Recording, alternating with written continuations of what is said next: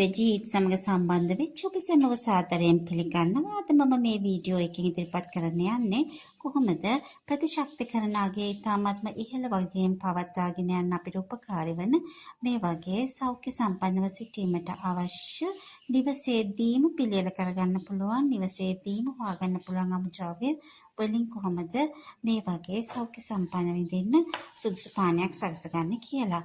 පළමුවෙනිම මම භාවිතා කරනවා මේ වගේ කරාබනැටි.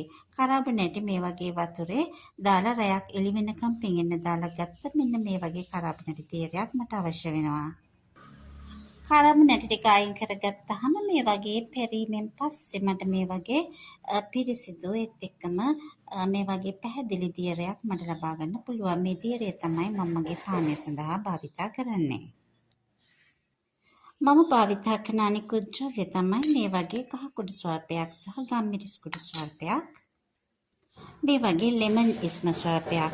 ලෙමන් වෙනුවට ඔබට පුළුවන් දෙහි පාවිච්චි කරන්න. නැත්නම් දෙහි වලට වඩා ලෙමන් මේ වගේ ලෙමන් හොයාගන්න පුළුවන් නම් මේ ලෙමන් තමයි ගුණාත්මක අතින් ඉතාමත් ඉහළ. ඒ වගේම මෙම පානයට ඉහළ ප්‍රතිශක්තිකරණාගයක් ලබා ගන්න පුළුවන්. මී පැණි අවශ්‍ය වෙනවා. මී පැණි මේ වගේ කැලෑ වලින් හොයාගන්න පුළුවන්. ඒත් එක්කම හොඳ මී පැණි වර්ගයක් නම් ඉතාමත්ම හොඳයි. මේ වගේ වාණිජ විකුණන්න තියෙන ඒවට වඩා හොයාගන්න පුළුවන් නම් ඈත පිටිසර පැති වලින් මී මැස්සන්ගෙන්ම ලබාගත්ත මී පැණි සීනි මිශ්‍ර නොකර ලබාගත්ත මී පැණි නම් ඉතාමත් හොඳයි. මම දැන් පළමුවෙනිම මගේ මේ පානය සඳහා මම මේ වගේ කහ ස්වල්පය සහ ගම්මිරිස් මෙන්න මේකට එකතු කරගන්නවා. ඒක ඉතාමත්ම ස්වල්ප වශයෙන් තමයි ගම්මිරිස් සහ කහ මේකට මම එකතු කරන්නේ.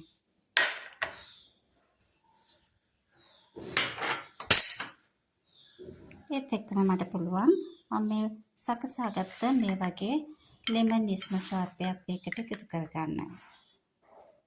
දැන් මට පුළුවන් මේ පැණි මේස හැඳි දෙකක් මගේ අතේ තියෙන තේ හැඳි ප්‍රමාණය වගේ දෙගුණයක් මට පුළුවන් මේකට මේ පැණි එකතු කරගන්න. ඉතාමත්ම පහසුයි. ඒත් එක්කම මේකෙන් ලැබෙන සෞඛ්‍යයන් සම්බන්ධ බව ඉතාමත්ම ඉහළයි.